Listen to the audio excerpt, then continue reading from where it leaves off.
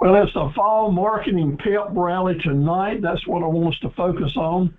Here we are at the end of July, which gives us 30 days to get ready for fall marketing starting at the end of August. So it takes time to get these plans and promotions and our ideas and strategies in place. So this is the perfect timing, I think, to share good ideas and to get our brains working and our gray matter working to come up with the very best presentations we can do for our customers to help them find us and move into a very successful fall marketing season. Everything takes plans, but you know what? It all comes back to the basics. So we have to be aware of the seasons, but we also have to be aware of staying with a structured plan, watching our budget, not wasting any money, but go forward with a plan that's going to bring results for us and not make investments that do not give us a return on investments. Through the years, I've come to call my plan the Golden Goose Marketing Plan, because I'm after not only the goose, but after those golden eggs. And we'll talk about that later tonight, and I hope you all enjoyed the presentation. The Golden Goose Plan is saying that if you protect this plan, you set up structure, and then you feed it and you follow it, it will produce for you. But more than that, it'll bring you security to know that your business is going to be sustainable. And it starts with a structured marketing plan, which is our main focus. I'm Steve Carver, talking to you from my home office studio in Dunn, North Carolina, right in the center of the state on Interstate 95. Matter of fact, the interstate is less than a half a mile away from where I'm sitting right here. This is our presentation number 1126. Well on the way to our journey into entrepreneurship. So thanks for joining me and letting me join you at the same time. Let me tell you that I'm not a lawyer or an accountant. I'm just a fellow that's been in business a long time. Made a lot of mistakes, but did a lot right because we're still here after 64 years. And the best advice that I can tell you is always get a second or third opinion to help guide you as you're starting your business and your financial security is at stake. And one of the very best places that you can find in North Carolina as a small business entrepreneur is at your small business centers at the community college. They are the folks that are sponsoring these webinars that I'm giving like tonight. And our sponsor tonight is the James Front Community College Small Business Center. The college is in Kenansville, but the small business center is over in Warsaw. Joy Wynn is our director, a dynamic, go lady who will do everything in the world she can to help you move your business forward. So if you're not in touch with Joy and you're in that general area, you should be. And you can call her and set up an appointment and go see her, or she'll come see you. And her number is 910-659-6008. 910-659-6008. Give Joy a call, set up an appointment, go see her, and make it work. Now, the phone may be answered by Lynn Murphy, and Lynn is Joy's new administrative assistant. So welcome aboard, Lynn. We look forward to working with you. And you can give Lynn a call if you'd like at 659-6000 and make it work. If you're not in the Dublin County area and somewhere else in North Carolina and don't know how to get in touch with your local small business center, just drop me a note, drop me an email, go over to the chat board, just leave a message in chat, and I'll pick it up later tonight or tomorrow, and I'll help you get in touch and set up an invitation for you. After our program tonight, you'll get a survey that'll come in sometime tonight or maybe even tomorrow about this webinar seminar. Please fill it out. It'll take you at least 60 seconds to do it. And it means so much to our director to be able to get feedback from you guys on what do you think of my presentation, my preparation, my delivery, the subject matters, what you would like to see in the future, and a lot of other information. So please fill out that survey and send it back to Joy. It'll give her a lot of insight to keep this program alive and go forward. I would like to ask all of you to go to the chat board, get used to it. We'll have some chat questions tonight. Go to the chat board, sign in, let me know that you're here. Give me your email address in your hometown. If you've already started your business and you got a name for it, I'll go ahead and put that name in there too so that the other chat members can see that. I invite all of you to share information back and forth amongst yourselves. That is just fine with me. Networking is a real advantage of what we do here. So we do that. I see we've got some new folks coming in and some people I hadn't seen in a while. Hey, Miss B and Edna, good to have you all on board with us tonight. So glad to have you back and renew our fellowship. So next Tuesday, tonight it's marketing. And next Tuesday is how to take what we talk about tonight and put it in play so that we can find, attract, and keep customers. That's what it's going to be all about for next week. So go ahead right now, and if, hopefully you can plan to be with us next week, and we'll move into week 4. 11 study guides have been sent out to you if you pre-registered, and I will send them to you again tomorrow if you're here with us tonight, and I have your email address.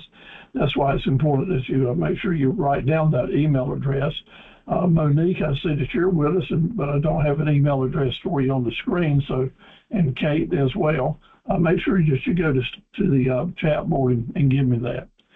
The study guides tonight are maybe more important than any other night, because in these study guides are included the fall marketing strategies, which are about 10 times more information in the study guides than what we'll have time to talk about tonight. And they can be so vital to you to get great ideas to help promote your business now. And if you're not in business and not advertising yet, I want you to save these study guides in your business journal file under fall marketing ideas, because every summer you can pull those out and maybe pull out some ideas, some ringers, and juice up your marketing campaign to help do a whole lot more business. So give that some consideration. These study guides are very important for you. The main one is number 1126, which is the study guide that pretty much follows our path that we're taking. Just a word of wisdom to you. In the future, as you get the study guides before the webinar starts, if you can, print out the one that's got a number on it, which is the talking points, so that you can have a piece of paper to make notes on as we go through this, and that will really help you as well in holding on to what we're talking about and remembering it. So I want to tell you, I said this last week, and I had some favorable comments on it that made me feel better too. I want to say to you that you are made for so much more than maybe what you're doing. I am made to do a lot more than I'm doing. I like to do things at my own pace, but I like to feel like I'm making progress. But I know that with the right enthusiasm and will, I can do so much more. I don't want you, and I'm asking you, don't give up on me. I'm at 77 and cooking, and so don't give up on me, because I've still got a lot to bring to you. But more importantly, don't give up on yourself. Get in gear. Put a smile on your face. And sometimes it's hard to do. Sometimes there's so many curveballs coming at us, it feels like that everything's just going the wrong way. And I've been there, and I've had those feelings. And I want you and all the people in this class tonight, looks like there's about 30 of us, by golly, to pull for each other, and don't let anybody give up on themselves. We have to keep our chin up in entrepreneurship, because some days are quite stressful. So you're here, it's your choice in these classes to take it all in, enjoy it, soak up what you can, let the rest float on by, or dive in and go for it. Take everything I say and do all the homework and do this and that. You don't have to do either. Whatever you do, do it at your own pace. But if you're trying to move your business to the next step, then I'm going to do my best to try to help you. So if you want to go the extra mile, I'll be right there with you. I want to say thank you to Fennell Jones, who sent us some good information about her future business. She's going to be working on specialty foods and candies, and she's already done her mission, vision, and promise statements. I'd like to see some more of y'all finish those up and send them in to me this week so I can brag on you next week. I've got very little homework in this week, so y'all know to start working on it, but you got to send it to me for me to know about it. Gail and Pat and Mary Ann, thank you for your finer follies and your business that you're working on in Bunn and planning a big fall pop-up day. So we're looking forward to that. And thank you all for being with us. Your presentations at Facebook are inspiring. There's no doubt you got a lot of beautiful stuff that you're going to be offering for folks to sell. Keisha, since you're with us tonight, and thank you for the information you sent to us. And I'm looking forward to watching your business grow and you staying in touch with us and let us know what it is. Thank you very much for sending us your proposed startup budget. We all have to do that as a part of our business plan. Sherwinky in Roanoke Rapids, always glad to have you on board and sharing with us.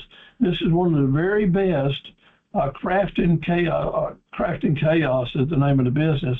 One of the very best presentations on Facebook with great videos, great presentations. So I want to invite you to visit Sherwinky's Facebook site and websites to see how it can be done. If you're in the crafting business, she's got a lot going on there that you can learn from. Pamela's with us again tonight. She was our first in class attendee during the last semester, and thank you for being with us again tonight, Pam. Mike said he couldn't show up, but it looks like you did. Glad to have you, Mike. Thanks for being with us. We focused on Mike last week because I said that his website, which I'd like for you to make a note of, affordablehandyman.square site. This is an amazing website. Mike did it himself. He called it a free site that he made himself and encourages other people. He was using the facilities provided through the Square organization, that's the credit card people, and does a great job with his photographs and his images. Affordable Handyman came forward with his mission, vision, and promise statements already. He got his slogan up and running. All these are very important. But something I want to focus on again tonight that I really want y'all to work on, because if you're working on your business plan and your marketing campaign, you got to give a menu to your people. You got to list down what you've got to offer them so that they can focus on a particular thing. Folks that are shopping on the internet generally are shopping for something in particular, and you have to name that so that you're naming these things in text on your website is the way people find you when they search during the business terms, which are the search terms that we'll focus on next week. So thank you, Mike, for showing us a great menu of services. So again, good job. We look forward to working for you. He also has done a good job with his photos, and with the photos you can put on the slideshow. You'll see that at carverequipment.com. I'll show you some copies of that. But slideshows are real easy to add to your websites, and you can just show people before and after shots and lots of information about what you can do. Testimonials are the way you help people get rid of anxieties to do business with you. So we like to put those testimonials in, and Mike's done a good job with that with a couple of them already, even though he's just getting started. Make sure you're going to Facebook. Everything that you use at your website, you can use it at Facebook to let more and more people learn and see about your business. So please visit these websites, learn a lot from them, and I'm just so proud of Mike, and thank you for sharing them with us. At Facebook, we've got the Academy that has a Facebook page there, which I'll reload in a few weeks with all the summer activities we've had. People that have sent information in to me, I'll put you an ad right on our Entrepreneurs Facebook page. So please go ahead and join there. Make a note of this, Academy of Entrepreneurs and Associates. Go by and promote and join the group if you would. So it's up to you to send the information to me so that I can help promote you. If you do your part, I'll certainly do mine. Because my job is to be assertive, to motivate you, and that really helps motivate me in my business as well. So we'll do that. So what I want to say to you right now, being assertive, guess what? Nobody else in this whole world is obligated to help promote your business. No one else in this whole world is obligated to say how great you are and what a great business you have. And entrepreneurs sometimes are quite shy about promoting yourself. So as a business coach, let me tell you right now, get over that. You got to be proud and get on your podium and get out here with the information you need to do one or two or three things. And that is, let your potential customers know that you are a great person and your place is a great place to do business. Make some banners of using this one I use as an example. It's up to you to blow your trumpet. So do this and enjoy doing it. Make people excited about seeing you. Give them the information that they need to come and see you.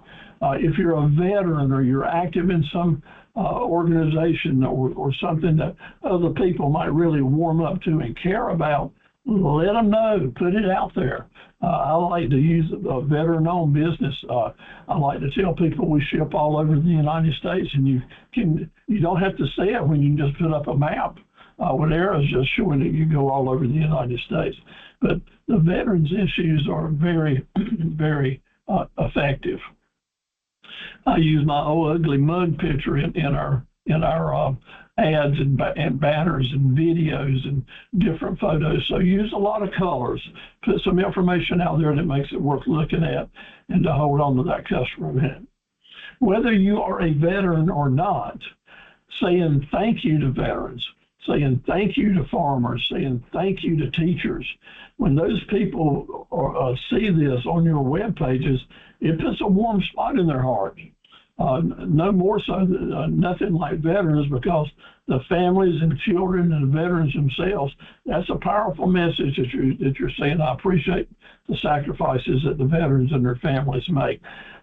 Put it out there, let folks see it. And I'll guarantee you, the first time that folks start noticing that and start responding to you, you'll get a lot of favorable comments. But it's up to you to do that. You have to push that yourself.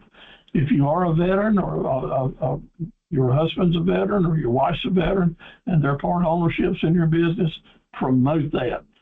Folks that are your fellow veterans out here, including me, will ask you to give fewer discounts and let you make more money simply because they know that you are a veteran. And we've got some chat questions coming up, so I'd like for y'all to think about getting on your chat board and giving us some answers so we can get a feel for what's going on. But the words of the week are coming first. So we've had 2 weeks prior to this, so this is week 3. So let's see what we've got. Week 1 was be fat. Be fat. Mainly we were focusing on the letters F-A-T for our words. Any of you remember what F-A-T stands for? What was the F and what is the A and what is the T? Why do we want to be fat? Why do we want to be fat? Anyone want to start that chat board chiming over here? Here it comes. Sandy says it's faithful. And that's exactly right. That was the A. Be faithful to your business. And work hard to stay in touch. Available is your next word. The A stands for available, and the T stands for teachable. Faithful, available, and teachable. If you are this, and you're learning about how to run your business, and you are faithful and make yourself available, and you do open your mind up and not be a know-it-all and to be teachable, it makes a world of difference. It certainly does to me. I learn stuff every week just in the preparation of these presentations for you. Second week, the word started with a C. Letter C. Do you remember what that might have been? What we talked about last week? What was our word of the week last week? Starting with the letter C. Anybody want to go ahead and type that in? That's right, commitment. Being committed. Thank you so much, Pamela, for putting that in there. Being committed is just a whole new level of dedicating and loyal and faithful and devoted to see that what you've started here is going to make it. It's kind of like you're making a pledge not only to yourself but to the world, and that's what that mission, vision, and promise statements are. They are a reflection of your commitment to your customers, to your employees, and to the business as a whole, committed to see it through and to stay anchored with it and to make sure it works. So that was week 2, committed. Week 3 now, we got a brand new word, week 3. We'll start with the letter L, and that is listen. Listen, I turned this around the last semester when I used this the first time. I want us to start listening to ourselves a whole lot more. But, you know, as I was watching the videos that I've done through the years now, I find myself listening to myself. And by doing that and kind of taking in that sounding more back, we can do a whole lot better about learning how to master relationship building. And that's the key to sustainable business. If we want repeat business, a lot of repeat business from a lot of repeat customers, that gets back to building a relationship with them. And with our internet marketing and the way we present ourselves and our products and our business to the world is whether or not we're able to start building relationships, and that should be a primary goal. So be fat, faithful, available, teachable. Be committed, and let's start listening and learning how to build better and more lasting relationships. So those are our words for the week. Try to put them in play in your life and in your business this coming week. More questions now. What does RFC stand for? RFC? What does it stand for? Let's get started with that. Do you remember RFC?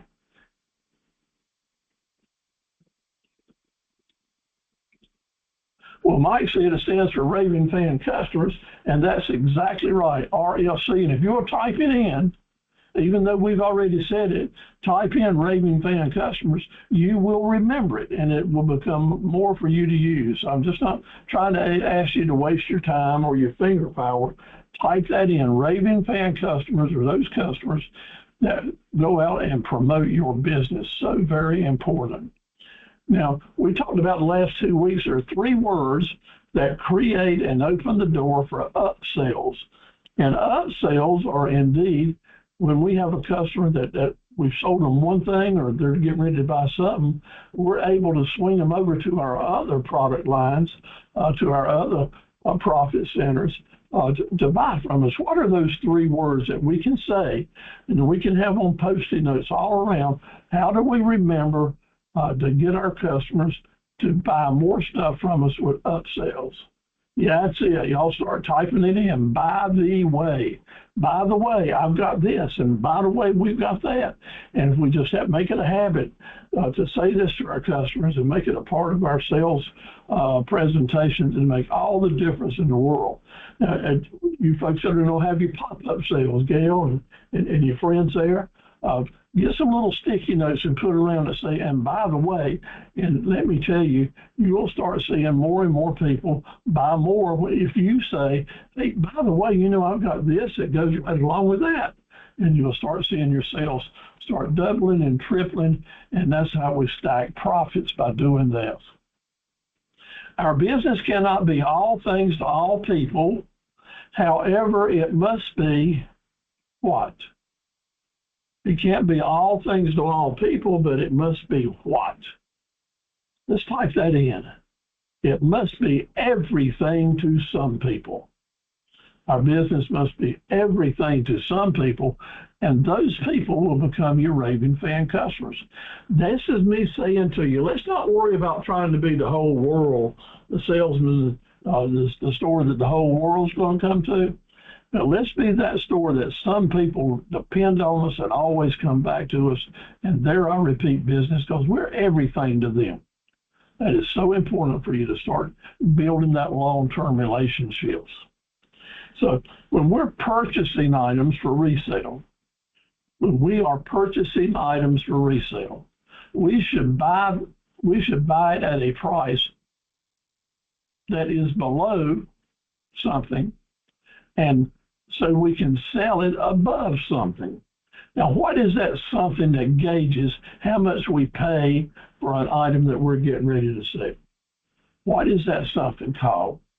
Fair market value is the answer. Fair market value. And you're going to need to know the definition of that kind of in your DNA so that you will gauge your buying based on what the fair market value of items are, so that you'll always be able to make a profit when you sell it above fair market value. So you got your homework assignments in your handouts. I'd really like to see you guys, all of you, do your mission, vision, and promise statements. That'd be so helpful for you and energetic for you. Do your profit centers, create your Facebook pages, and move forward on those homework items. They're in your handouts. While you're on Facebook, go to the Academy webpage and join and sign up there. I'd like for you to find me at my webpage. It's listed as Steve Carver or Anthony Stephen Carver. Just got a blue sky and a sun up there. Check in, give me a like, and make a comment so I can start following and monitoring what you're doing on your Facebook pages. Now, let's start about what your job is, and your job is to find the endurance to stay in the game. The key to entrepreneurship is to stay in the game long enough to learn the fine points, long enough to learn those fine points that will help you see it through and make that money at the end. Moving in now to our drill skills, very, very important. And Hello, we're not seeing the screen. The screen is not being shared. Oh my gracious. Thank you so much. I tried to tap that in earlier a couple of times, but you didn't see it. I have just zoomed in there. Let's see what we can do about that.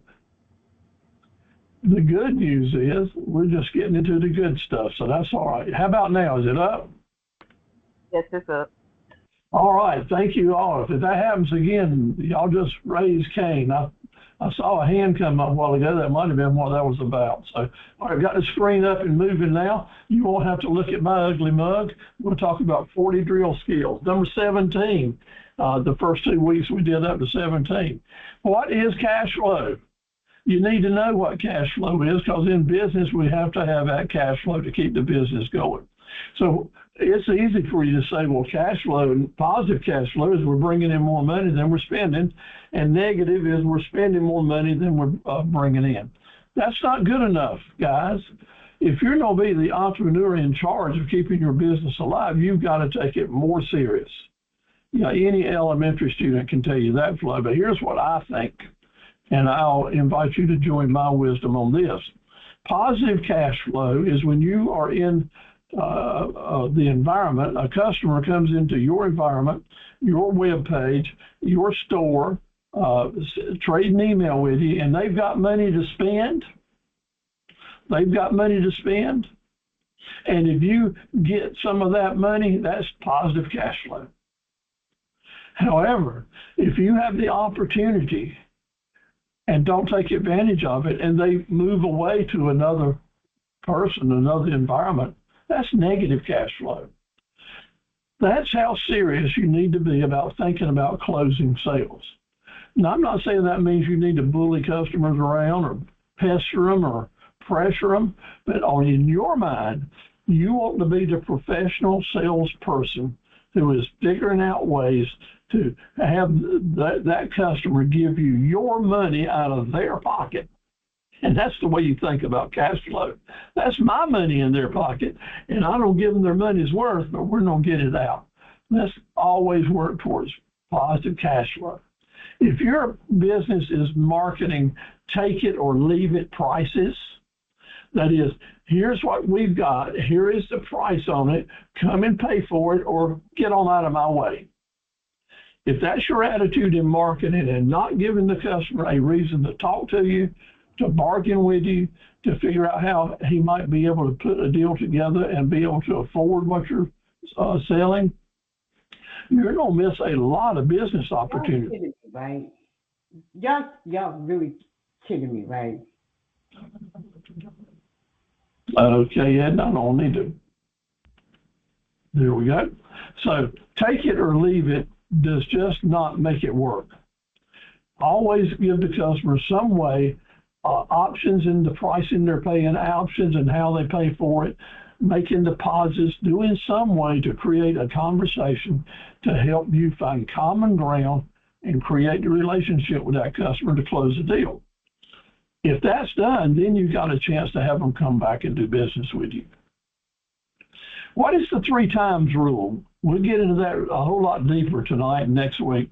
But the 3 times rule is always know that maybe you hadn't been in business and don't know how to price your stuff.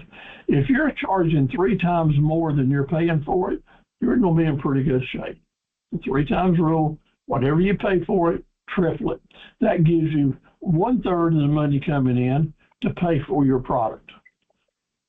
Another 1/3 of the money coming in to cover your overhead cost, and the last 1/3 of the money coming in, indeed, to have some profit at the end of the game, some profit and tax money to do it. So don't be afraid to get into business because you don't know how to start pricing. Now, one of your handouts that you have tonight is how to build up to an advertised sales price. It goes into depth into helping you see how to price your products and move forward. And we'll go deeper into that as well next week. It was a 2-year process. Absolutely have involved.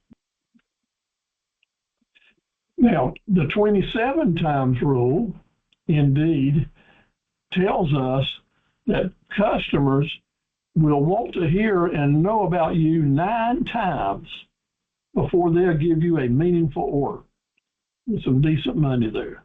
That is, they're going to check you out time after time after time in different ways before they will be a substantial customer for you. And that might be just having a business card or seeing your ad in the paper or seeing a sign out beside the road or getting a letter from you or exchanging some emails.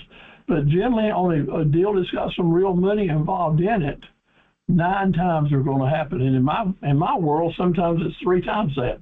But at any rate, here's something that's interesting. No matter how good we are at marketing and putting our ads in the right places, people will miss seeing our ads 2 out of 3 times. 2 out of 3 times.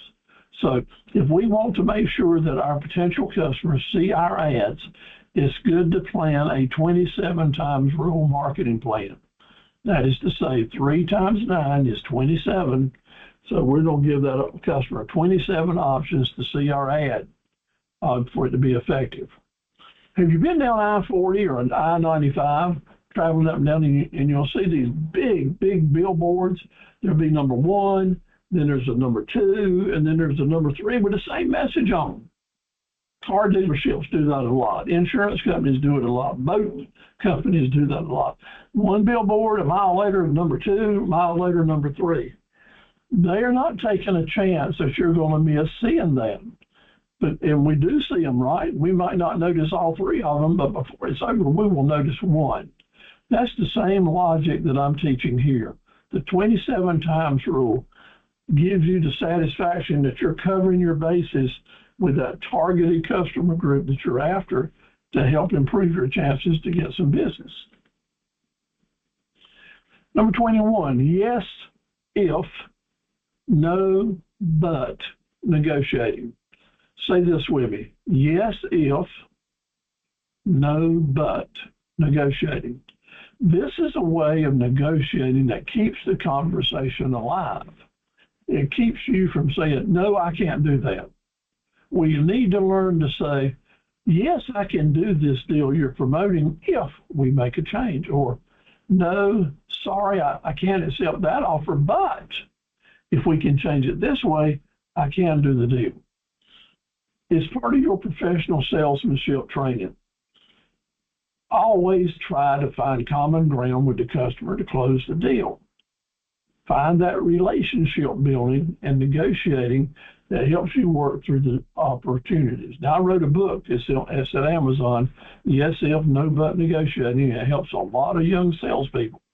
And there's a lot to it in your handouts and studying that you're doing. So we'll talk about that later in negotiating. But yes, if, no, but negotiating is worthy of your time to learn it. Internet marketing is so important. One of you mentioned earlier that you just don't understand all these names that we name stuff. But we don't keep this kind of simple right now. When it comes to internet marketing and your presentations on the internet, what the customers see that you're putting out there, The two most important internet pages that you can have are, number one is your mobile page. And your mobile page is what people find when they're searching for your company on their telephone. Yeah, it's a page on the telephone, but you know what? It's generated on the internet. There's two kinds of pages, web pages on the internet. There's those that are just for normal viewing, and then there are those that are for mobile viewing. And you need to learn to create mobile pages so that the customers that are looking for you on the telephone have a page that is very powerful. We'll hit this really hard a little later because it's so important. The second most important page you'll have on the internet is what we call landing pages. That's been mentioned earlier tonight by one of you in our chat before we started. A landing page is a page that you design about a specific service or product that you're offering, where that when we get the customer to land there, like an airplane coming in and landing at the airport, when this customer has been surfing and looking and lands on your landing page, we want to have that page ready to promote a sale. We want it to have it designed and with the context in it, the verbiage and the pricing and the offers, all about getting that customer to do business right now, not to leave and go look somewhere else. But when we get them on that landing page, just like flypaper, we want to hold them there till we get an order. And we'll learn how to make that work big time next week, because the landing pages are very, very important for our overall marketing campaign.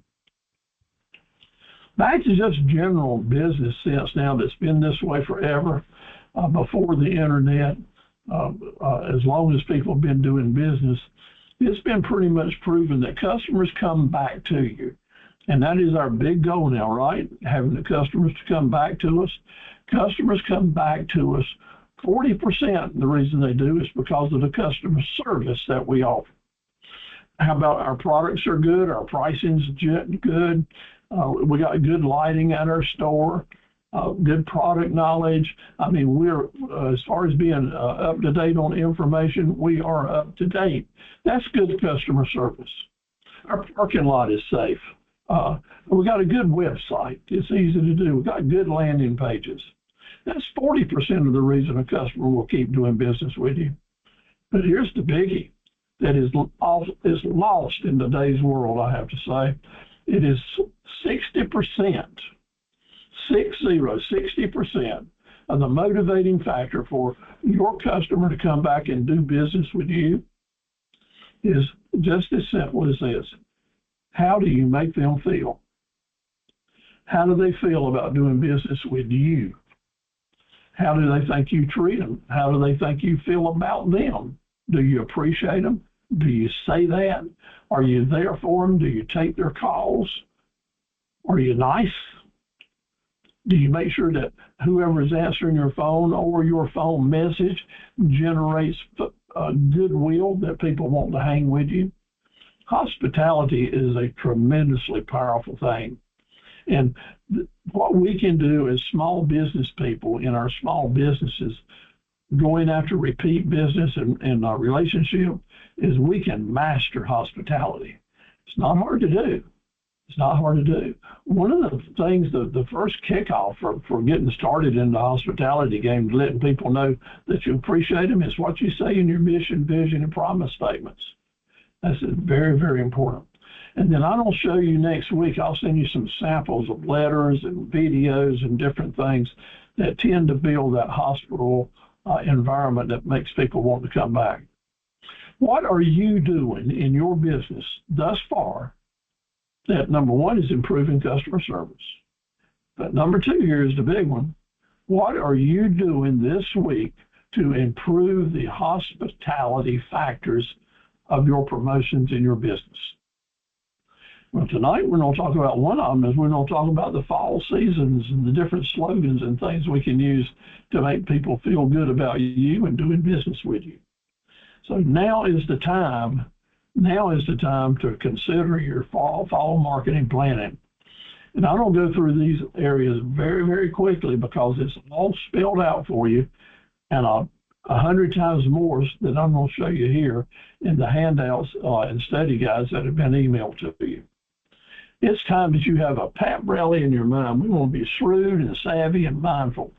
So I'm going to give you about 8 or 10 strategies and over 100 slogans that you can, if you'll use it, if you'll dive into it and use some of these things, it can make a world of difference for you.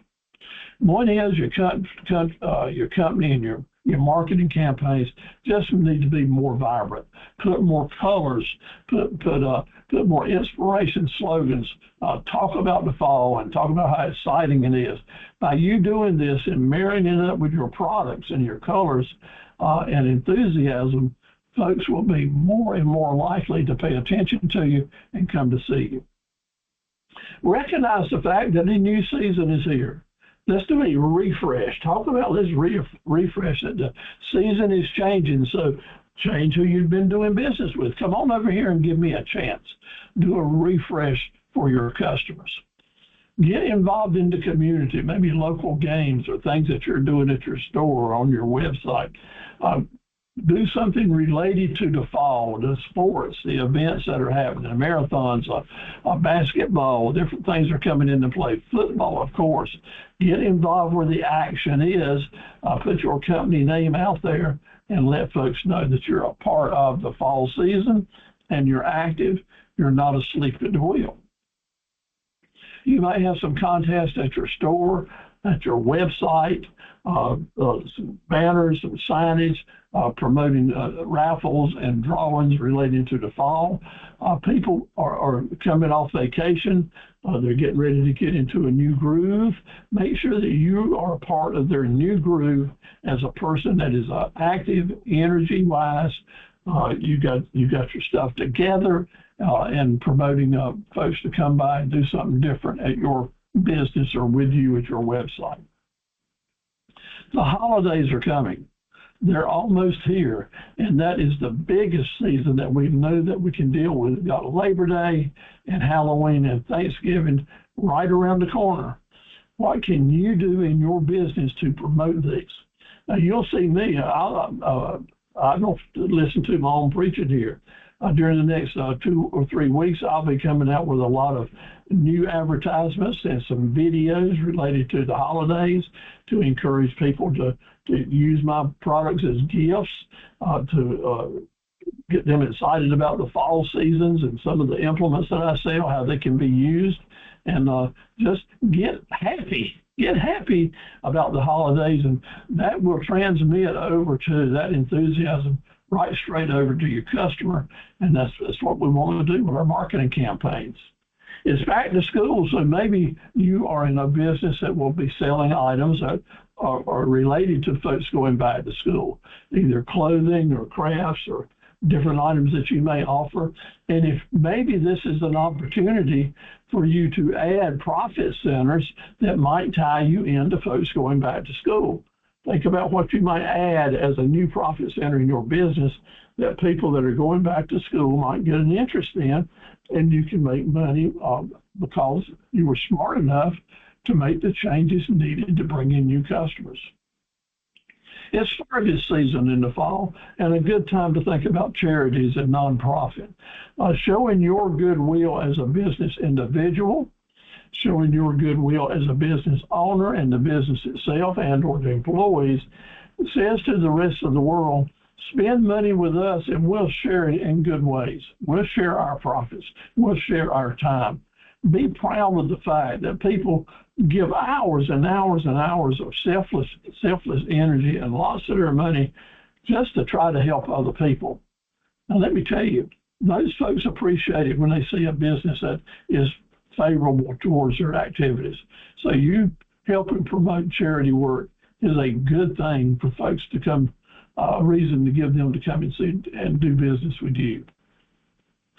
So your handouts are just full of 100 or maybe even several hundred slogans related to fall season marketing. And I have to give credit to several websites that My assistant helped me put these together. She searched the internet to give us the very best slogans and ideas that she could find after a lot of searching. So I'm going to give credit to her, that's Abigail, and also to the websites that she mentioned where we are sharing information from them. So please take time to read them. You will be surprised and really enjoy it. We've got slogans for marketing. We got slogans for displays and menus and bulletin boards. If you're into the t-shirt marketing, I mean, there's some really good t-shirt slogans to put on, like "Happy Fall, y'all." I like that for around here. "Happy Fall, y'all." That sounds good to me. A whole page full of funny slogans about fall, slogans about doing deals and making sales, slogans for the holidays, and different observations. Please take time to look at this. This can be a very valuable tool in your tool belt for your fall marketing campaign. She also found an area in there to show us how to create our own fall slogans related to our own businesses. So that could be quite valuable for you as well. Now, 5 ways to use fall marketing and advertising. 1, use it to announce deals or to announce sales that you've got going on. If you put the ads out there now about sales that are coming forward on certain dates in August or September or whatever, then let the people know it. You can always jump the gun and say, I'm having a pre-harvest season sale starting August 15th. If you wanted to kind of get the ball rolling, and that's what I'm going to do. I'm going to do a pre-season promotion, I think, for this fall. Make sure you put a lot of colors in it. Make sure you show fall scenes just to create that atmosphere of what's going on. You might have a fall contest or a giveaway at your business, a way to promote people to come by and sign up for a raffle or for something that you're giving away, something to bring them in, something that you would advertise outside or maybe have some signage on. You might have an autumn in-person event where you bring people in to give some entertainment or some lectures or do some teaching. Find a way to bring things in that will promote individuals for you. We've got a lot of entertainers in the area that will entertain at a very low price, and they have a following, and that following can come in. You spend a little bit of money, get a lot of exposure, and maybe even pay for it that same night with your additional sales. Now, we've talked last week, and we're going to talk more tonight. We got to put fresh bait in the water. So we're sending out these emails to our databases. So let's incorporate fall marketing and excitement about fall marketing into your emails. That's how you make it happen. You got to send the message out there and let people know what you're doing.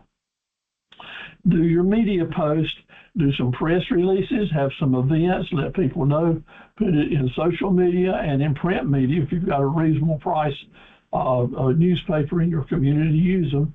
Sometimes you can do a press release and release it as a news event, some of these things that you're doing, and you don't have to buy an ad, but they'll just run it for you as a business press release. So give that some consideration. But if you make it fall oriented, that'll give them a better reason to do it. So fire it up.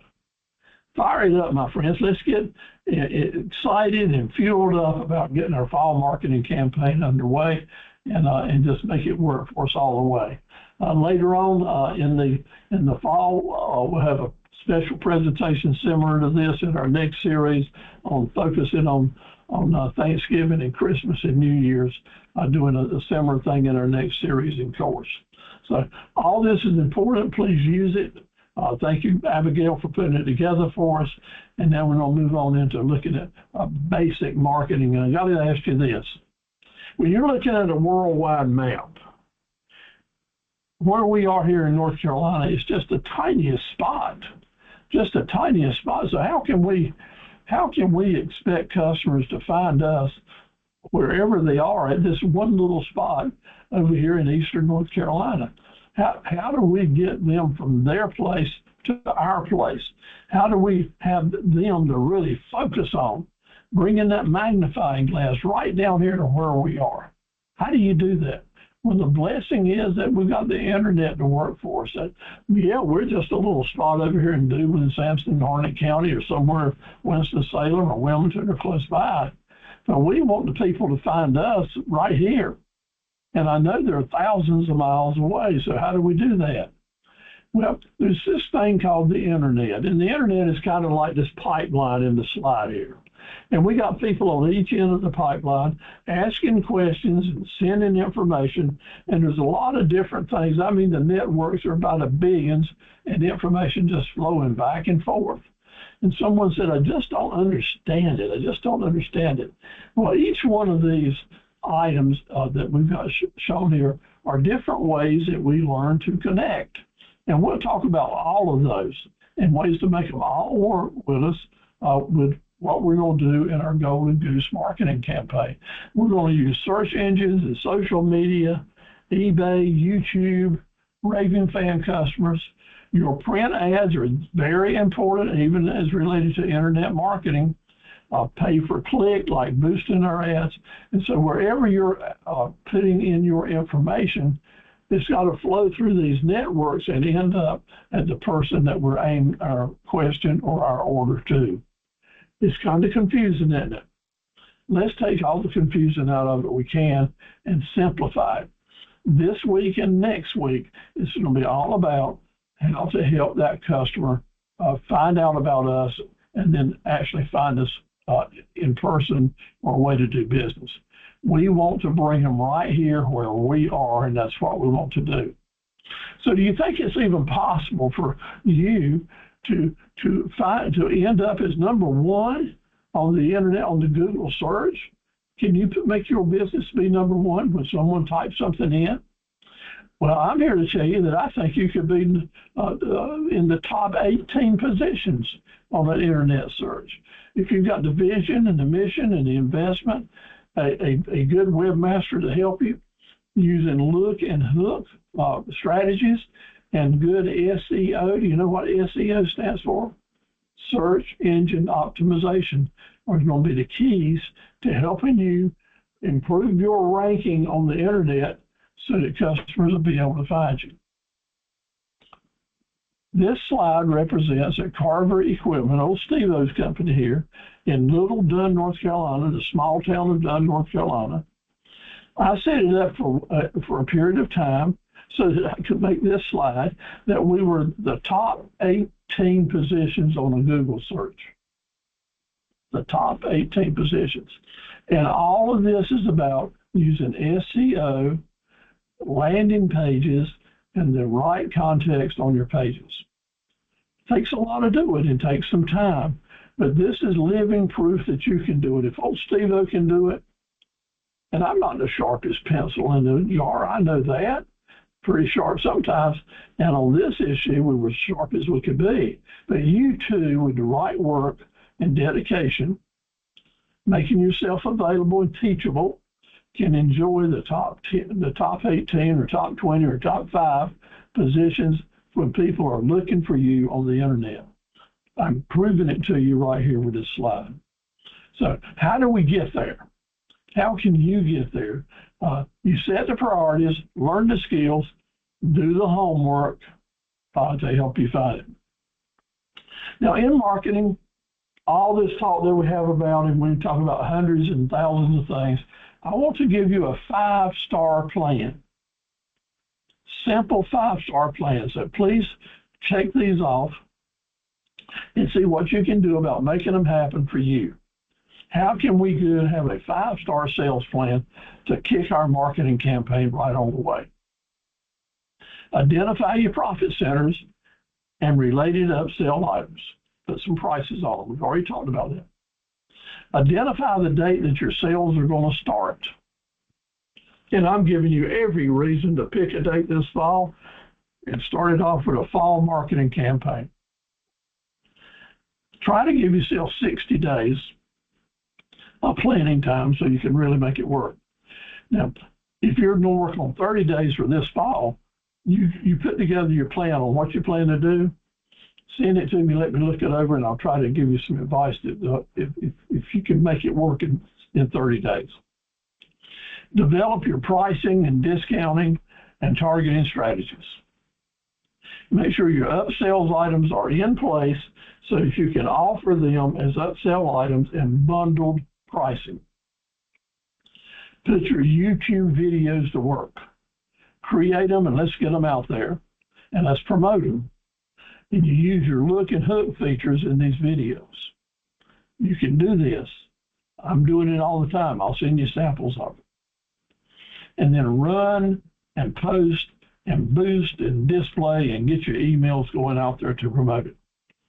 This is the action plan that you would need to use to make it happen.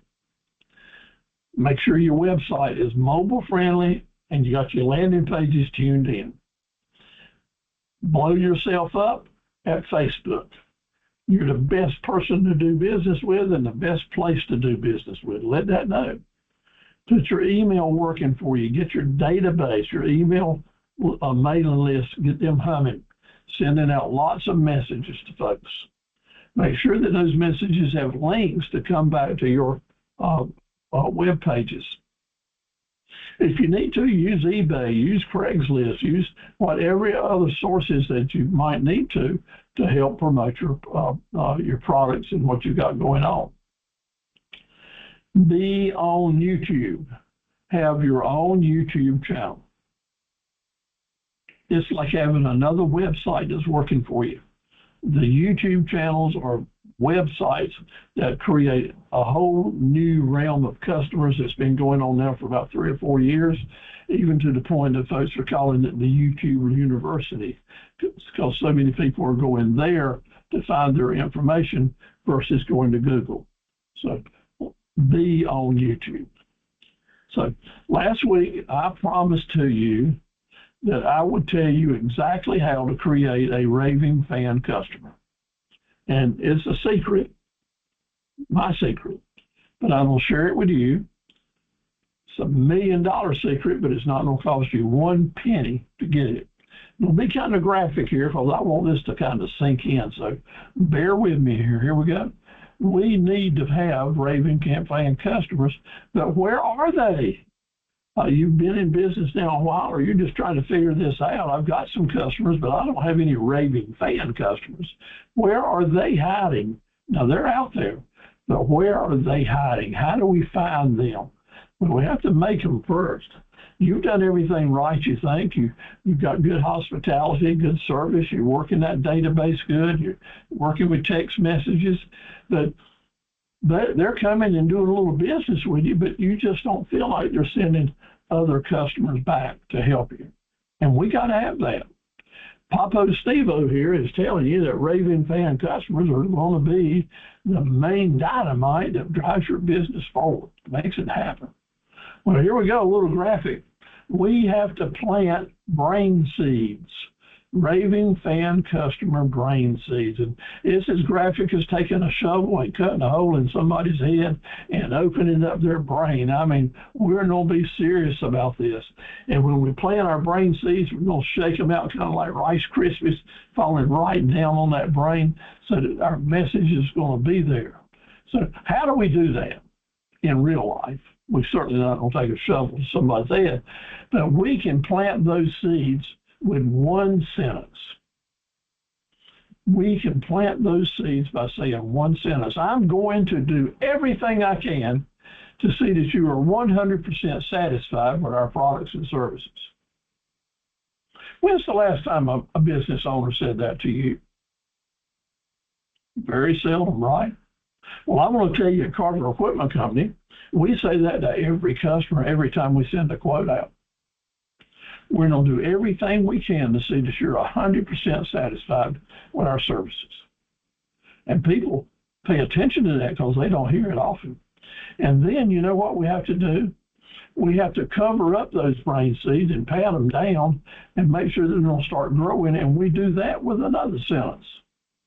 You're going to be so pleased and happy that you chose us, you'll want to tell your friends and family and neighbors they ought to come and see us too.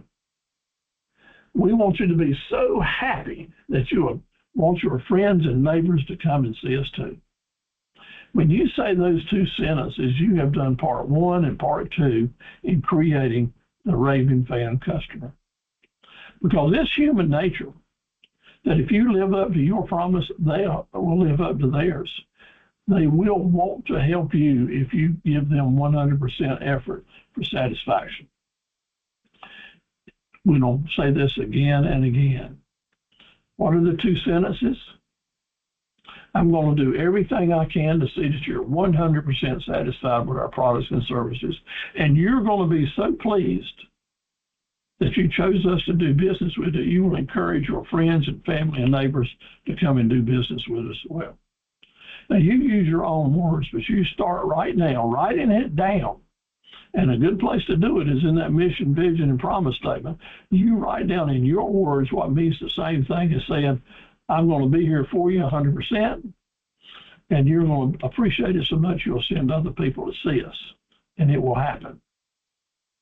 Let's look at your marketing plan here. This graphic is just a good tool that you might use to help you remember the different things to do as we get our marketing plan started. This is the Golden Goose Plan, and it starts up here with this blue arrow where it says start here where the cursor's wiggling. And we're going to go all the way around doing different items, our products, pricing, forecasting, stocking, marketing goals. We're going to target certain customer groups. We're going to do that next week. We're going to get our look and hook campaigns together. We'll have a grand opening, which someone asked me about today. Steve, should I advertise my grand opening in the local newspaper? And my answer came quick and sure. Yes, because you're not going to have but one time in your business life to have a grand opening. So make the most of it that you can. Just make sure that when people do come, that they're going to leave happy and satisfied and encouraging other people to come back. So this is an investment in your long-term future, so make sure you plan it well. But you've worked hard now. You got your marketing plan together. You've come all the way around, and you've done some deals, and you sold something.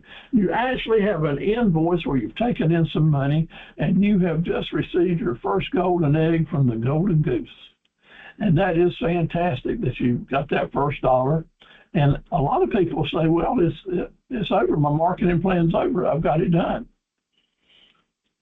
But the old bird here that's the oldest rat in the barn is going to tell you, just because you got that one sale doesn't mean your marketing plan is over. It's really just getting started.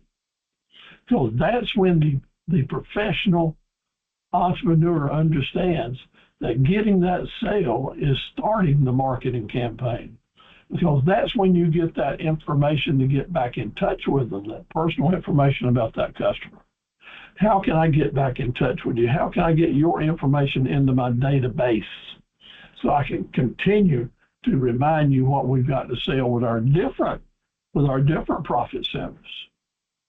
And after you have the product a few days, are you 100% satisfied? It's follow-up. Follow-up is a key ingredient in your marketing campaign. And when you follow up with the customers and you show them that you're determined to see they're 100% satisfied, and that's when you get to ask, now, didn't you mention that you're getting ready to buy something maybe in a few months? Now, what was that, and when do you think that might be? Or does your neighbor, is there a chance he might be interested in something I'm selling? Or what other products do I need to add to make sure I'm ready for the next time you're buying something? This is the golden marketing moment, the magic marketing moment, when you're able to talk to your customer and get feedback from them to help you determine what's next. When you get feedback from your customer that helps you determine what you need to be doing, what you need to be stocking, who you need to be calling on to determine what's next. And do you know what next is? That's the future of your business. But you've got to be diligent and listen and write down and plan. Take this valuable information that they give to you and put it into your marketing plan and make adjustments in your business plan so that you can take advantage of future business that's coming your way. I can say that so simple that you know that it's not rocket science. But I can say this so emphatically that it's like the it's bringing down the 10 commandments, writing them down. If you've got a structured marketing plan that helps you start with a good product mix and good pricing information, knowing how to close a sale, and when you close it, knowing to get how important it is to get that information from your customer into your database, following up, and then asking the right question for the magic marketing moment. You have worked your butt off to get around to that question, what's next? Because you know that what's next is the future of your business. That's how important it is. And to simplify it and to say, hallelujah, this thing is so much more than what it seems like. It can do so much more for you. Every time that you have an inquiry, an email that comes in from a new customer, and you start saving those email addresses, or every time you meet a customer that has an interest in your business or this or that, and you get that email from them, you don't have to make a sale to them, but be hungry to get that contact information for your database, because that database information going out on a regular basis several times a month to your potential customers and previous customers is indeed the future of your business. That's the Golden Goose Marketing Plan. Make it work for you. Get structured and make it work for you. So here we go. We start up here. We bring it all around. We get our customer groups. We learn how to send that information directly to them. That's for next week. We always are saying, and by the way this, and by the way that. We make the big sale, get our golden egg. Then we follow up and we enter that information into the database. Then we have a chance. Finally, this is all about getting to this point when we say to that customer, what's next? And they tell us, and then we can go to sleep that night knowing that we've got business coming in the future because we've done our homework, we've done our legwork, and we've worked within the structure. Pretty amazing if you make it work. Now, your marketing plan needs to be a work of art. It needs to be your plan and on your budget. So I'm going to give you a warning here. People will come to you from newspapers and radio places and TV places if you're doing that kind of advertising, and they'll be offering you their plan. If you spend this much money with me over a long period of time, you'll get more advertising and do this and that. And that's good, and they're going to do it. But Steve-O's telling you right now, the worst person you can take advertising investment advice from is the person selling you advertising.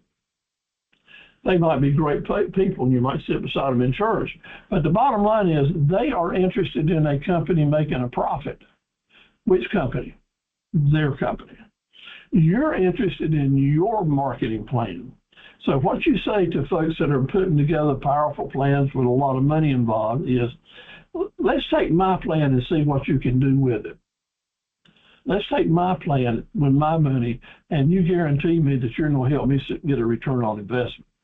Now, there are some people out there selling ads that will do that. Very few of them. If you find one, befriend them. But it's going to be up to you to do your own marketing plan and with your own budget. Now, I'll mention budget right here. What is the budget for a startup business just getting started? I just need some idea to start with. Use the term 6.5%. That's a decent place to start. That is, if you want to bring in $100, you probably need to spend at least $6.50 telling the world about it. It will go up and it will go down depending on the different markets you're in. But a place to start is 6.5%. As you're doing your business plan and your marketing plan, $6.50 for every $100 you want to bring in is a good place to start, okay? So remember the take it or leave it. I'm saying no, we want to find something better. Offer more than take it or leave it. The 27 times rule, remembering that people will need to see your ads at least 9 times or be in touch with you 9 times before they're going to give you business. But they will miss seeing your ads 2 out of 3 times just because of human nature and the way things work. So we're going to say 3 times 9 and plan our advertising campaigns around a 27 times rule. This is a simple process, and I do this every time that I create a new ad campaign, bring in a new profit center. I'll do this a lot as I'm planning my fall series. And a reminder of this is you basically figuratively plan to show you what you've got going on 27 times to your customers. So I want to encourage you to have a continuing marketing plan where you're constantly sending out these messages at a very low price, but enough messages that people are familiar with you and know that you're here to stay. Constantly having daily and weekly ads out there at a very low price that is very affordable for you. $5 ads and $10 ads. So here's an example of a 27 times rule, running continuous low-cost promotions at $5 and $10 and $15 a piece. This particular plan, West Design, will spend $270. It averages out $10 a click. $270 during this campaign. That's very, very affordable. But these are small, little ads, so it's hard to do it. But now we got a fall campaign coming, and we want to kick it. We want to make a big show, so we don't have to buy bigger ads, $55 ads or $125 ads. And so if we put them out there 27 times, wow, we're going to spend $2,460 that we don't have yet. Advertising something new, invest in $2,465, and so many people will do this. They'll take they'll go to that advertising agency or the paper will come by and say, you know, I want to get this out here in a big hurry now, so let's put some big ads out there. And you use up a lot of cash flow. Do you know how much product and service you have to sell to generate $2,465? A heck of a lot. There's a better way. And that is, take that plan that you've got in place with low-cost ads, and all people are already recognizing you as being there, and you plug in your bigger ads right into that plan. You plug in your 55s and your $125 ads into that plan that you've already got going on, and people will see those bigger ads and recognize it more likely than any other way. By doing that, instead of spending $2,460, you spend $750. Basically, this plan right here on this deal saves you $1,700 and lets you keep all your ads running, and with the same clientele will recognize you and respect that and have a good look at the different ads that you're running at a very low cost. This is good money. This is good money. Now, the look and hook that we're going to talk about later will help us recognize if the ads are working or not. But this is real time, real life, right now, things that you can be doing to get started. Promote your sales. Put some good ads. Put lots of colors in it. Make them worth looking at. Facebook, using targeted and boosted ads. You can do so much there. Get good images out there, something that's striking that will get people's attention. Colors, action type shots go a long way. These are some samples that I do in my business. Put the prices out there. Make sure you got room to negotiate a little bit. Make them come to see you. Let them know that you can boost these posts and send them to the particular target areas that you want them to go to. Use your database, which is your email list. Make them work. Send these ads out. These are samples of ads that we sent out this past spring. And in the next few weeks, I'll be sending you copies of these that we're using these files to help you, encourage you to you design your own ads, put in the information that will help people come to see you. Notice the colors and the sale pricing and such as that. Give people the links that they can find your videos. When you send them an email, that email is going out there for one or two reasons. One, to direct them to a landing page at your website, or two, to get them to watch a video which it will direct them to your landing page at a website. You give us some reasons to click here and do business now. Click here and do business now. Remind them that you're a great place to do business and that you've got some reasons that they feel good about doing business with you. Come up with a plan for your mailing. Plan the different times that your emails are going to go out. It's important. It's important that emails are mailed at certain times of day and on certain days. You want your email to get to your customer's box, not at a time when they're probably not there and will get lost during the night or such as that, but a likely time that they are clear in their email and yours will be seen. Otherwise, it'll just be another spam that gets clicked away. So when we send out emails from my company, we pick out the exact day and the exact time that that email lands in someone's mailbox, and we mix it up. We send with emails. We send out the same email 6 different times over a period of about 6 weeks. But each time they go on a different day and at a different time to improve our likelihood that they're going to be seen. If you've got an email campaign coming up, I'll be glad to help you design and share with you my logic on what days and times are best to go with. Google ads are very important these days. They're very effective, pretty expensive. You want to do them right, and you might need some help getting started. But Google ads are definitely a very powerful thing going on. I'm using them, and I can tell you that your business at Google, having that image there with your business and location and photos and pricing is very, very powerful and costs almost nothing to use your business at Google. 100% want you to get that. If you don't know how to do it, I'll show you again next week.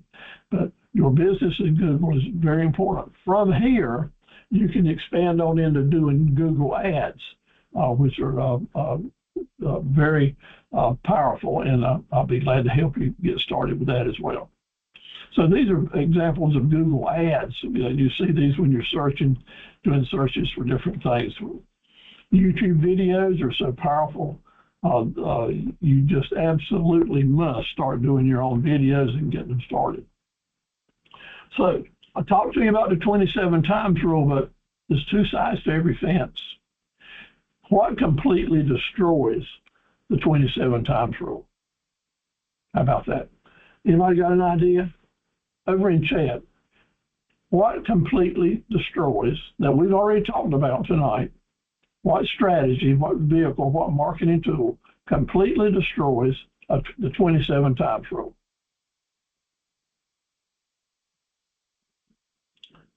All right.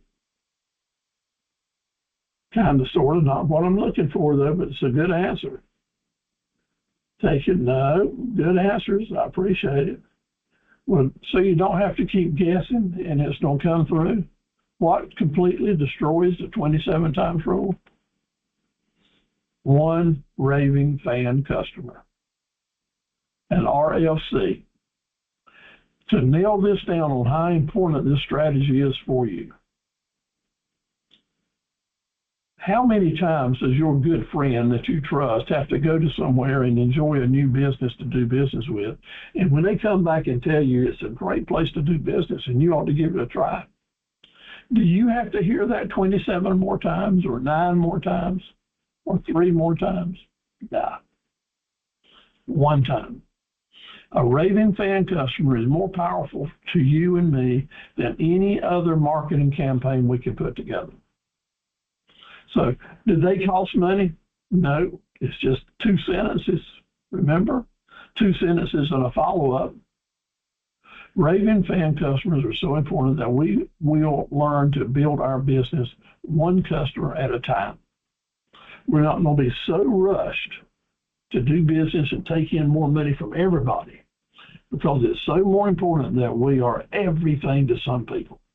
And we take care of these customers with extra care and love, and pour the love on them, listen to them, hear what they have to say, make them feel important, and then you'll get paid the biggest dividend in the world. Always remember that it's the most simple thing, but it's also the most powerful. So in marketing, I want to encourage you, especially if you're just getting started. What's your story? Tell about yourself. Show your picture there. Let's notice that I'm interested in who you are and what you're interested in, who you want to serve. Because telling your story changes the way people feel, the way they think, the way they act, and the way that they behave. And if they feel like they know you better, and I'm not telling about giving away family secrets or private information, I'm just talking about being open and transparent and not pretending to be something you're not. But letting the folks know they're doing business with an individual and not just a web page. That's the critical dimension there. Doing business with individuals instead of web pages. Tell about your shopping experiences, maybe. Give some personal stories. You can do this with videos so very easy. Good photographs can just tell a world of difference. What you're interested in, what brings you happiness, what puts a smile on your face. Now, we can't look at this picture without smiling. All of us maybe at some point in time had some type of lemonade stand and have those memories, or I certainly have had them with my children and my grandchildren, and just had some great memories there with lemonade stands or sandwich stands. And first entrepreneur experiences, actually, for most of the folks. Mowing grass, good gracious, at some point in my time I had for 12 years, I mowed over 3,500 apartments every week with my mowing crews. 3,500 apartments in 21 different North Carolina towns. But you know what? I remember all that. But what I remember most is pushing my lawnmower in our backyard and then going over to my neighbor's yard, and she'd give me $5 to cut her yard. And I eventually kept doing that. And by Saturday, I would end up with $20 in my pocket and didn't have enough money to pay gas and have a big time. Those are the stories that people remember. I remember the days when I started in our farm equipment business and at 12 years old, and different things that happened. And tell those stories to your customers. Take a time to hear what their story is, and then you've got a relationship started. People who are entrepreneurs are generally really nice folks. They really are. I've just enjoyed meeting all of you all and so many people during the last 19 years, and just encourage folks, and they really appreciate it when you listen to them and talk to them and you share back and forth. This picture it just rang my bell. This is entrepreneurship at its best. We got this gentleman sitting out beside the road in his chair with his tennis shoes on, selling eggs, and we can see that it looks like he's already sold about 6 dozen eggs and got his cartons out there selling them fresh eggs for 50 cents a piece. Let me tell you a little bit more about this story that I just kind of made up. You know who just stopped there? This lady just stopped there and saw what he had to sell there, and 50 cents a piece, and she said, you know, I'll buy all the eggs you got there if you'll sell them to me for 40 cents a piece. Or I'll buy all those eggs you got there if you'll sell them to me for 35 cents a piece. And maybe he said, okay, I'm ready to go in and take it. But you know what? There's some other people that would stop there and say, those eggs look really good, 50 cents each. Said, how about selling me a dozen on them, and let me just add another $1 or $2 there just as a courtesy tip, because I appreciate you. This world is as full of more people that will let you make $1 than there are cheap people that's out to take advantage of you. And I'm not saying the people that were after making the offer to buy all the eggs for 25 cents are bad people, but I'm telling you, they probably hadn't ever worked as an entrepreneur and appreciated the fact that someone who needed to make some money, $1, I'm going to let them do it and pay them a little extra. And I know from experience that a lot of people will just work with you like that. But you got to put it out there, and you got to tell your story. I bet this fella can tell some stories about people who stopped by there, right? He still won't sell all his eggs, and some folks, he's going to sell them for less than he had planned to, and other folks maybe a whole lot more. That's the beauty of entrepreneurship, and putting the stories with it to make a difference. over in Clinton, we've got some of our good folks that have started in these classes, that have opened up a couple of stores, doing real well, and so good to see people make it like that. Marketing and advertising now, we're getting right down to the nitty-gritty. And I want you to think about this as we move forward in these classes. And as you approach marketing and advertising in your business, we can mix these two words up and trade them out in sentences sometimes, but let's stop doing that. From now on, let's say that marketing is like the salt shaker here with the M on it.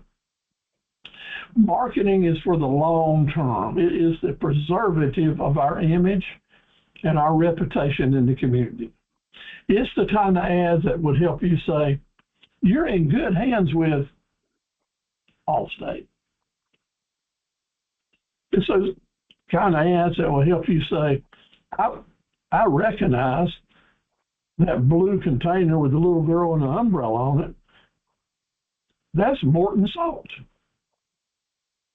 Marketing campaigns use those slogans that we're going to start using.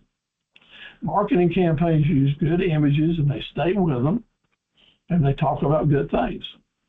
Like Carver Equipment Company, service that satisfies. That's our slogan. Salt is for the long term.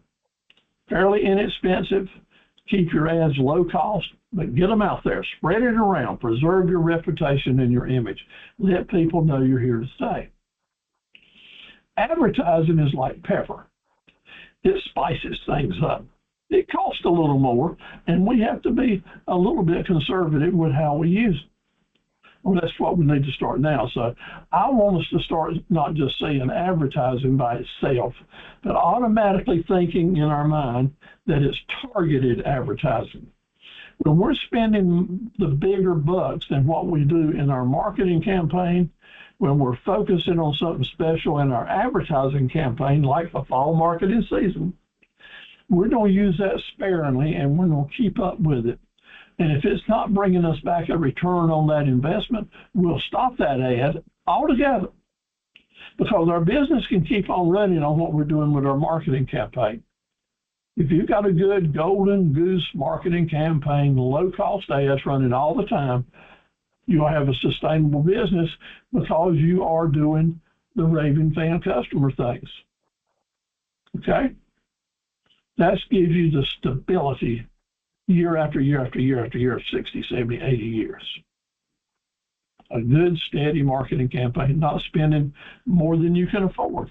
But when it's time to jump into marketing and let people know you got something new and it's time for them to come on and give you some new fresh money, like for a new seasonal campaign, let's do some targeted advertising and do it smartly, okay?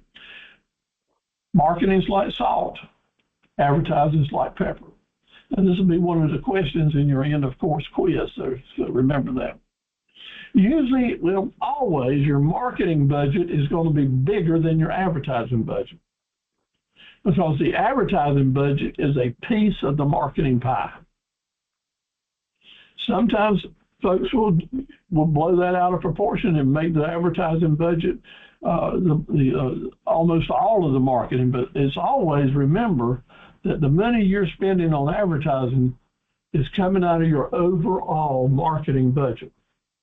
That's an important factor when you're doing your business plan.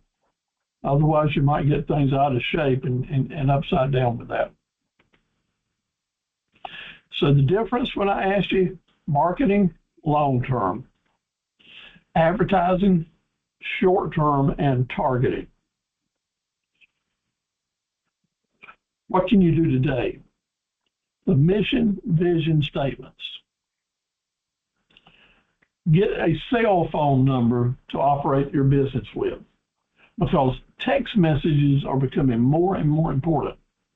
So start being able to take business calls on your cell phone, letting people know that that's how they can reach you. And when you do it, you'll be amazed at how many people want to do business with text instead of telephoning you or sending you an email. Personally, I don't like it. My big old fat fingers don't send text messages too good, and it's just one more thing I have to check during the day. But that's part of it.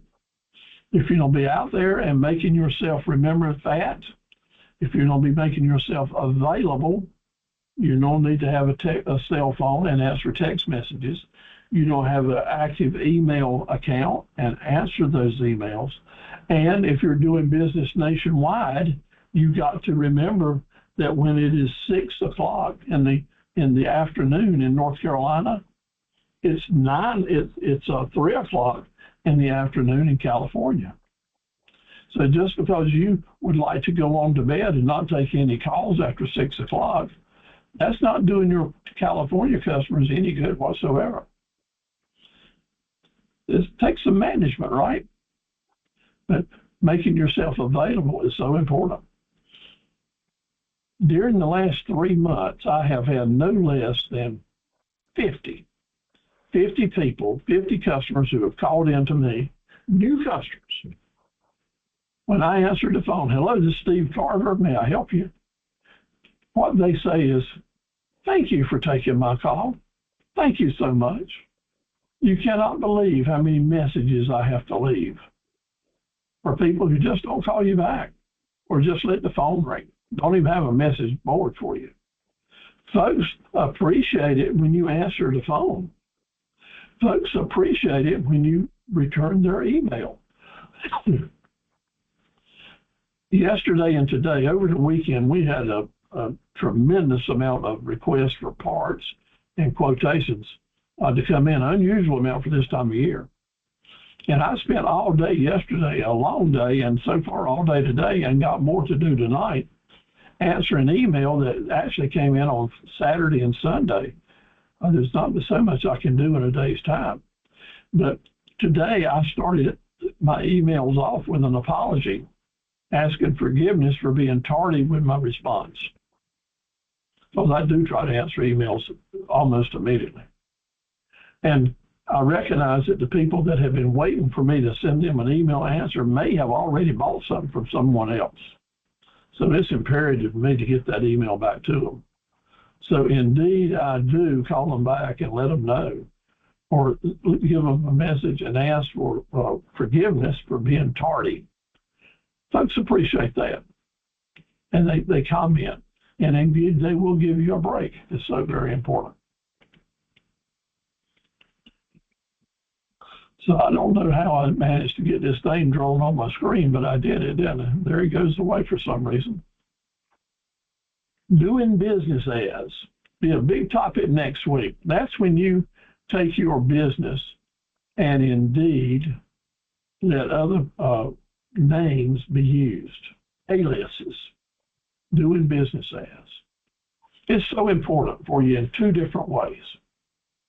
Doing business as lets you name your corporate business different subtitles so that you can promote 2 or 3 different businesses that still keep it under your single corporation. So it's a way of saving a lot of bookkeeping and accounting money and get your messaging out. It lets you use different names for different products so that when people are typing in and searching for different products, you can use your doing business as or different names to help folks find it, even though they were searching for something else.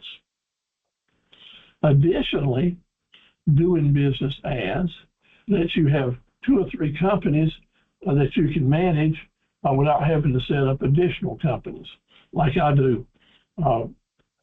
Academy of Entrepreneurs and Associates, Carver Equipment, carverequipment.com, and all under my main business name, which is Fast Forward Services Incorporated. This may help you, and if you have some questions about that, I'll be glad to do it. But you've got a really good study guide that you can read about doing business as in your mailbox now. Make sure you got that menu of services out there. If you don't have a menu, people don't know what you got for sale.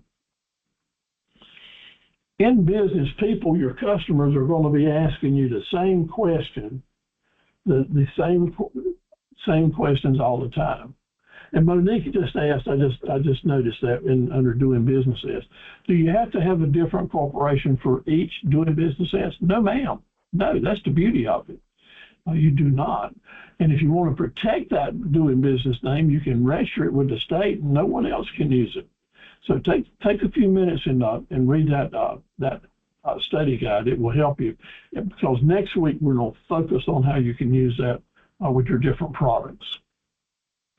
As you do business, your customers are going to be asking you the same questions over and over and over again for years.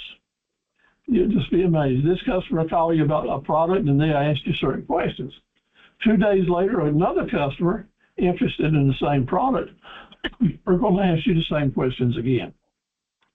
So as you're starting out, start making a list of frequently asked questions. And then under that, put a really good, cool answer that you're proud of, that's smart, makes you look like the guy. You know what you're talking about, the big kahuna. So as you develop this through the months and years, you'll have the questions and you'll have the right answers. You'll have the right answers that everybody wished they knew but couldn't think of at the time. Then when you're talking with customers, you'll be able to sell them because you know stuff. You got a good idea of what question is coming, and you can actually finish their sentences for them lots of times. But a real benefit for having that list of questions is you can put that in your email, you can put that in your website. You can do all this just to enhance your image as someone that knows what they're doing. And when you hire an assistant or a new employee or a new salesman, you can use that form for a guide to make sure they know the answers now instead of waiting 5 or 6 years to learn them the hard way.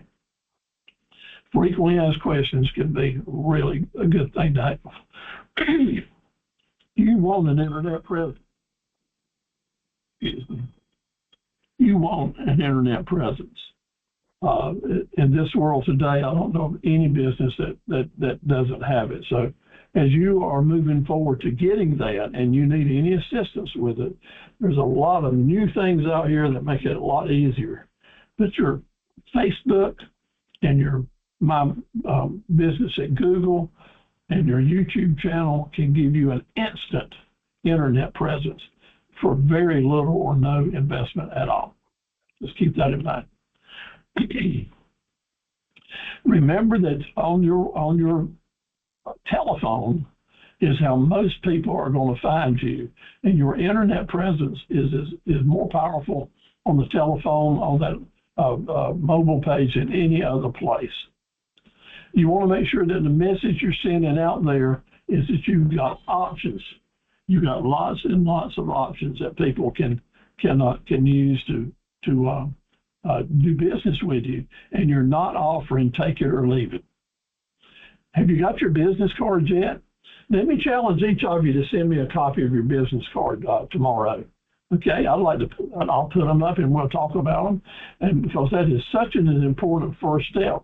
All of us should have a business card ready. I'm reaching under in my box to hand out and give to our customers to put in our envelopes that we're mailing out. What does your business card look like? Are you ready? You know, you can do it yourself. You can fabricate it yourself, or you can go to lots of places online to do it, or your local print shops will do it for you. We've got Sarita here online with us. She's probably on the board with us tonight. We'll do business cards for you, and maybe some of the others too. So it's not a big deal to get them, but it's a big deal not to have them when you need them, because it may be the door that opens up new business to you. Here's a copy of my business card. Glad to share it with anyone. So how about a promotional brochure and flyer? Judy over in Lillington, who's got a kettle corn business, developed the flyer, and she says it's really helped her business. This is a sheet of paper size that you can fold into 3 folds. It'd be the same as an envelope, and promote it. She's got her messages there, tells about her business, got some good images, really good to be able to hand those out for people to carry with you to promote your business. Targeted customer groups. Next week, we're going to say that we just don't want customers, we want customer groups, and we're going to identify them and who they are and where they are so we can get in touch with them. Your introduction. How many times do you get to make a first impression? Just one. And we do that as we introduce ourselves as business people. It might be in line at a Hardee's restaurant. It might be at church. It might be at a ball game. It might be just walking down the street, somebody new as you reach. Are you ready now to shake hands with someone and say, hey, I'm an entrepreneur and my business is this, located here, and we've got this for sale, and sure would appreciate you coming by? Have you practiced that business introduction? It's so important for you. One, it gives you the self-confidence to know that you're ready to do business. Two, it shows the person you're talking to that you've got enough confidence in yourself that they can trust you and have confidence in what you're saying as a business person. But practice that introduction. So important. And a good way to do it is to go ahead and do your YouTube video introductions right on your phone. Just practice right around, and it doesn't need to be more than 30 seconds. Just a video where you're introducing yourself. Very, very important. So please give that a try. That is part of your homework assignments to be able to get a membership into the academy. You can do it. I know you can do it. I trust that you can do it. So next in the game, how to price your products and services. Remember the 3 times rule?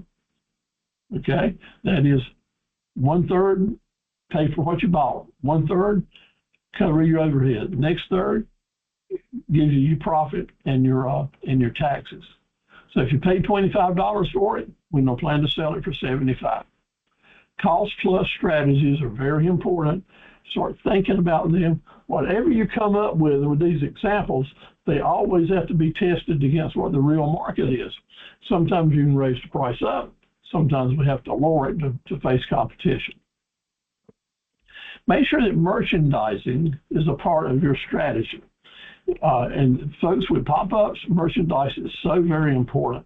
Merchandising is important with how you position things at your website and how you present them on your home page. So when you look at my home page, I want you to see how it's different than most, and you can see the different strategies I use. I'll be sending you a copy of that next week, and you may want to use it as an example. But I'll go back to a very great website is the one that Mike has shared with us. So when you're looking at the video tomorrow, make a note of that website and go visit it and save it, because it is really important. And Mike said that with the use of Square, it didn't cost him a whole lot of money to put it together. So that sounds good as well. Psychological methods in pricing are important. That is using the word save, pricing things at $99.99. Lots of different psychological things that you can use, and this information is spelled out for you in the study guide that's in your email.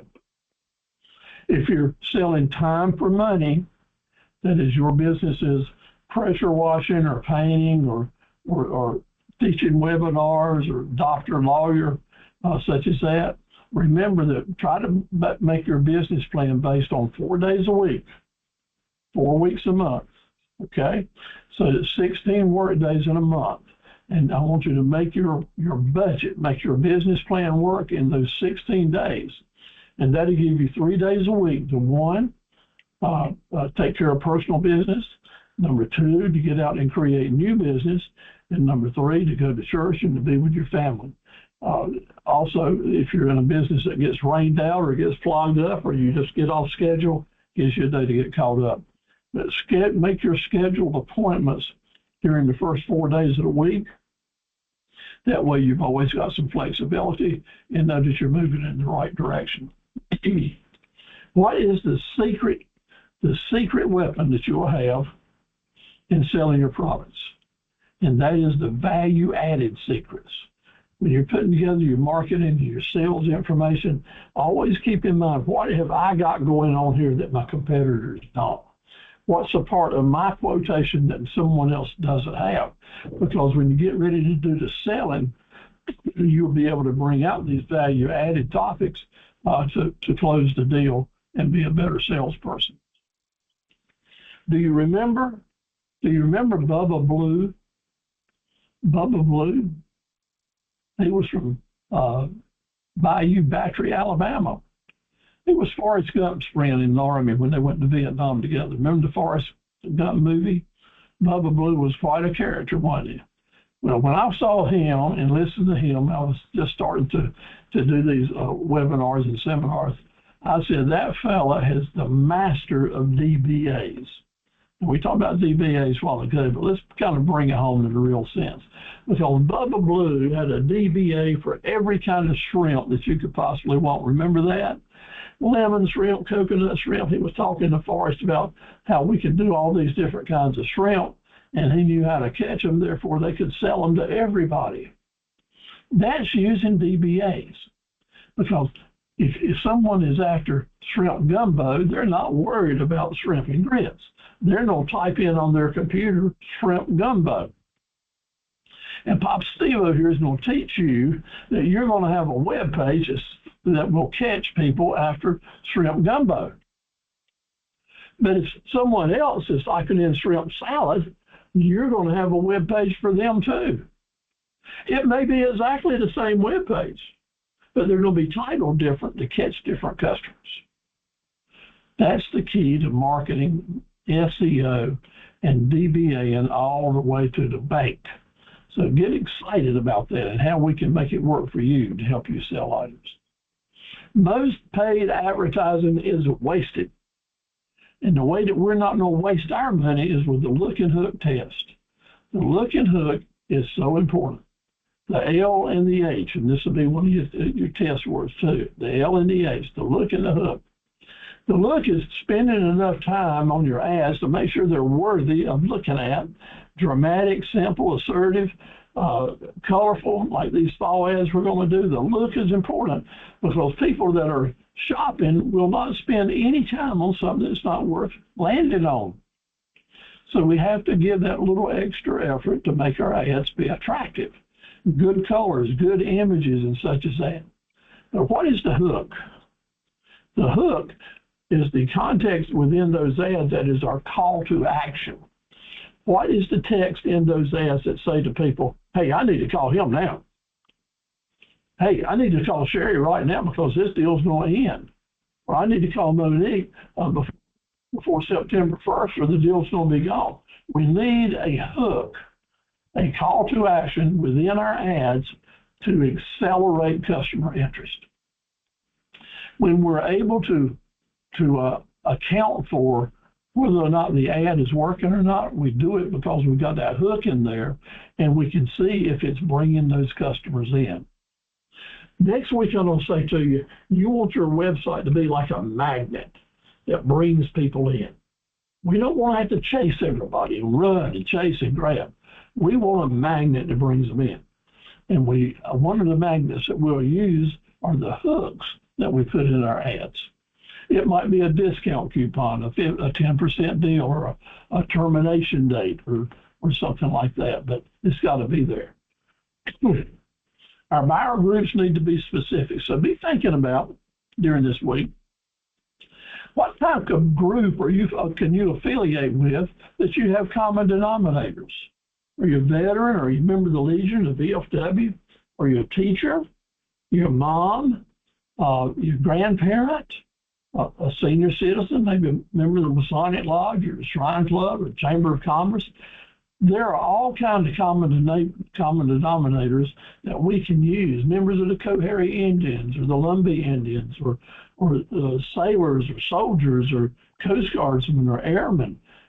Whatever group that you can affiliate with can become one of your specific buyer groups, and you can focus on them and be able to bring that magnetism to bring them into your business and start creating relationships. Teacher appreciation days, if you wanted to focus on bringing teachers in with your ads. Your business in the internet, remember, your cell phone page, your cell page is very important. Make it powerful, and we'll talk about this next week.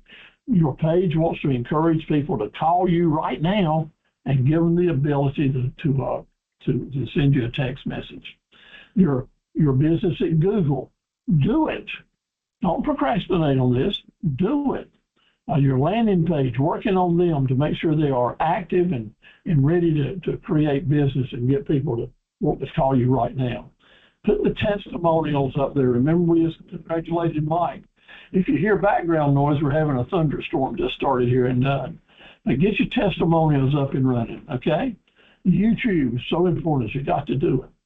If you're in an area that has visitor books, and you've got a type of business that would cater to tourists and visitors and people looking for souvenirs, indeed, this is something that this may be a place that you might want to do some advertising in. Very seldom will I recommend a print anything for advertising, but I make exceptions for these for entrepreneurs who have tourists and visitors or new people to the community. If that's your products and services, this may be a good investment for you to at least try. But make sure in your ad you have look and hook factors so that if it don't work, you're not going to continue to waste your money. Headed towards the wrap up now. Things are going pretty well for timing wise, and I do appreciate y'all hanging in there with us.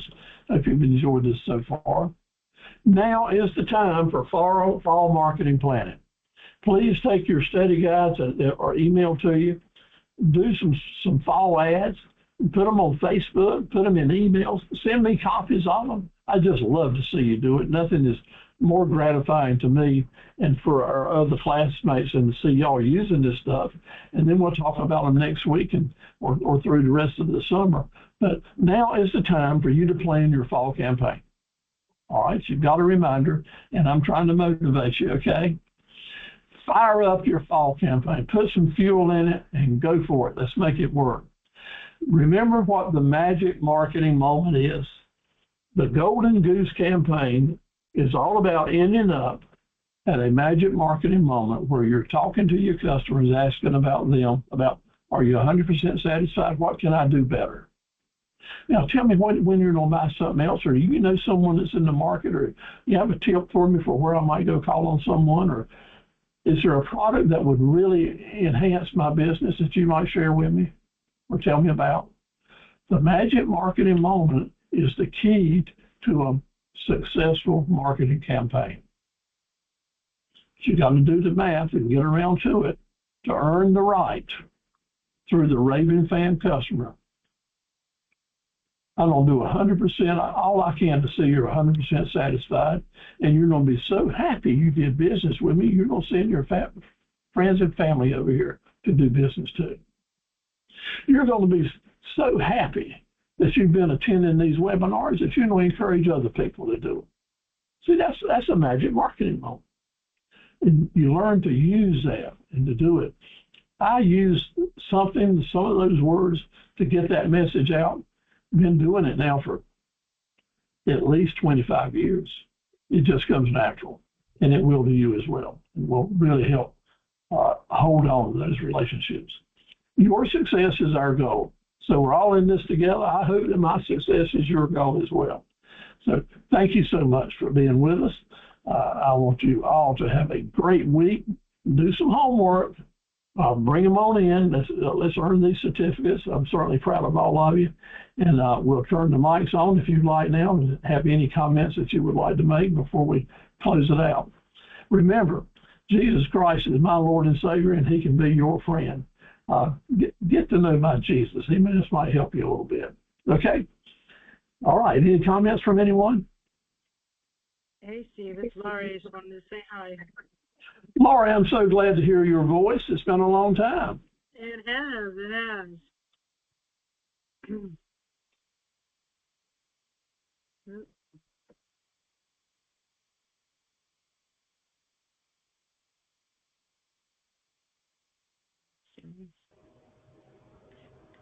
Hey, Steve, just wanted to say hi and just thank you for having these classes.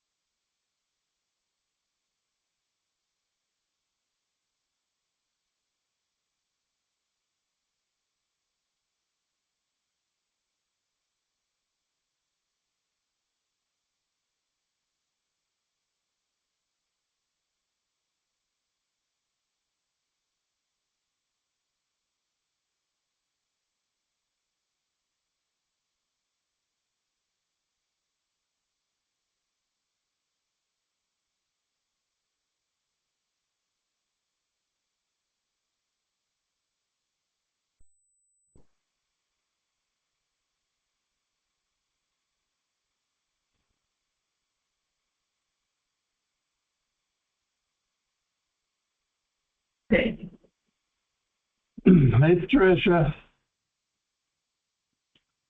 Hello.